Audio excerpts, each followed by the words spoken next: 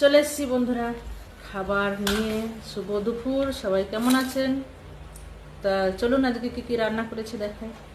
তা এই যে আমার নুন, লেবু, আর এইদিকে আছে যে নিম পাতা। বন্ধুরা, পরশু দিনকে নিম পাতা ভেজেছিলাম, কালকে খেতে ভুলে গেছি, আর পরশু দিনকেও খাওয়া হয়নি, দিয়ে সেই নিম পাতা আজকে খাচ্ছি।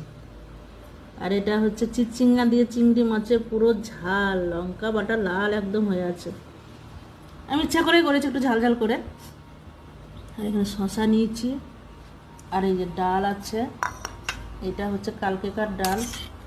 এই ছোট ছেলে আর আমি বসেছি, আমরা মা বাটায় এখন খেয়ে নেবো। এটা মুগ ডাল কালকেকার।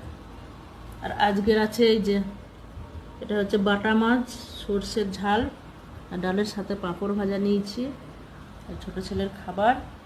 আর এই টকটাও আছে কালকেকার, অনেকটা রয়ে গেছে, তো এগুলোকে আজকে শেষ করব। তো মিলিয়ে মিশিয়ে অনেকগুলো তরকারি হয়ে গেছে কালকের আজকের মিলিয়ে মিশিয়ে।